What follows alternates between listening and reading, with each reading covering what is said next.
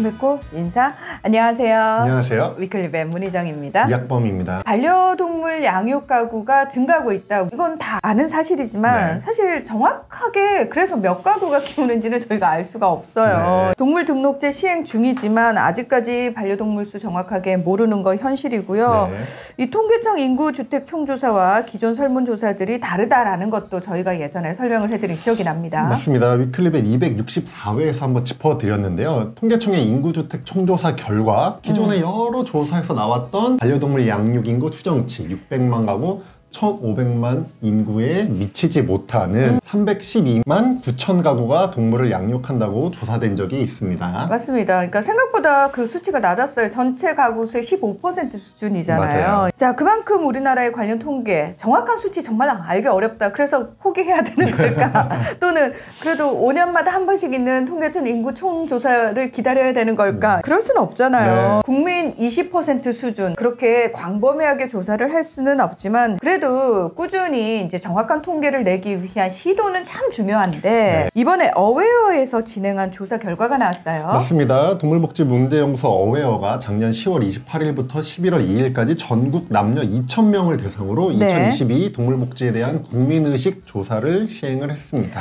내용이 상당히 광범위하던데 오늘은 그중에서 이제 중요한 몇 가지만 좀 짚어드리려고 하는데 네. 일단 반려동물 양육 인구가 36.2%가 나왔어요. 네. 아니 잠깐만 이거 아까 우리 15%라고 그랬는데 2년 만에 2배가 넘게 나왔어요. 너무 높게 나왔죠. 사실 이거는 질문을 어떻게 하느냐에 따라서 결론이 되게 많이 달라진다고 하더라고요. 예를 들면 어떤 분들은 마당에서 기르는 개를 질문에 따라서는 반려견이라고 얘기를 하고 경우에 따라서는 반려동물이 아니라고도 얘기하고 이렇게 해서 차이가 굉장히 많다고 해서 질문에 따라서 반려동물 양육 인구 이 비율은 답변 비율은 꽤 달라질 수가 있기 때문에 네네. 저는 이 절대적인 수치가 뭐 맞다 틀리다 이런 개념보다는 경향을 좀 봐야 되는데요. 네. 정확히 어웨어에서 1년 전에 똑같은 조사를 시행한 적이 있습니다. 그때는 양육 비율이 23.9%가 나왔어요. 그래서 네. 수치가 맞다 틀리다 라기보다는 어쨌든 양육 인구가 증가하고 있다라고 보는 게 맞을 것 같습니다. 저도 그런 분위기를 일상적으로도 느낄 수가 있는데 역시 뭐 많이 기르는 동물은 개, 2위가 고양이, 네.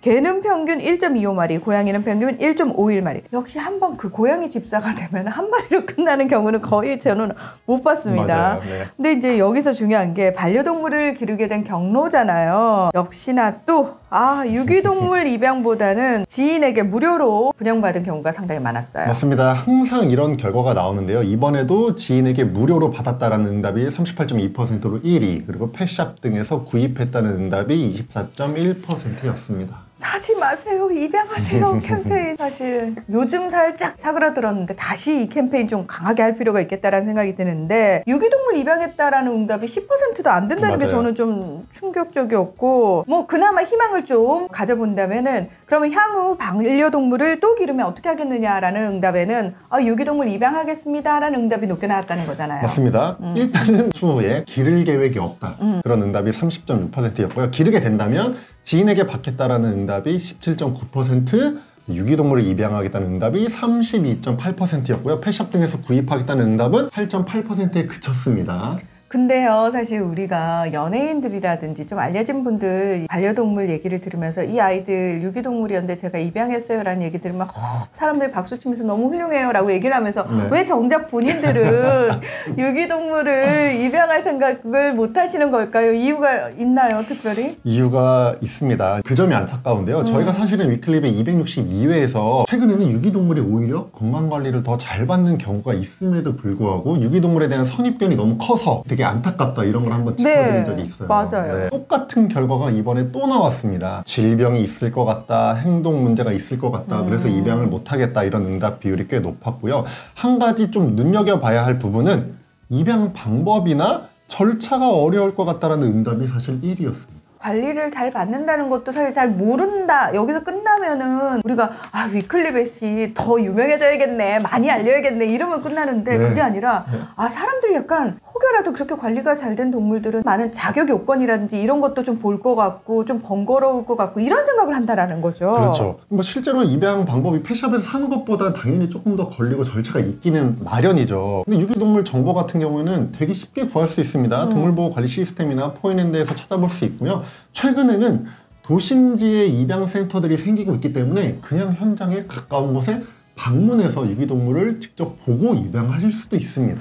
근데 이게 참 어려운 문제인 게 뭐냐면요. 저도 그 생각을 했어요. 사실 길 지나갈 때마다 혹여라도 그 유기동물 입양센터가 보이면 참 좋겠다라는 생각을 하는데 생각만큼 많이 있지는 않잖아요. 아직은 많지 않죠. 근데 그게 또 많이 생기려면은 세금이 또 투입이 돼야 되는 부분들이 맞아요. 있거든요. 그래서 일단은 유기동물을 입양하는 그 분위기가 좀 많이 확산이 되면은 우리가 좀 잘 입양할 수 있게 입양센터가 좀 잘 보이는 곳이 많았으면 좋겠어요 라는 얘기도 나올 수 있거든요. 네. 앞으로 우리가 해야 할 일이 참 많구나 라는 생각이 드는데 네. 무엇보다 유기동물과 관련해서 선입견이 조금 더 줄어드는 계기가 됐으면 좋겠다라는 생각이 듭니다. 네. 자, 오늘 위클리벳은 여기서 마무리하겠습니다. 함께해 주셔서 고맙습니다. 감사합니다.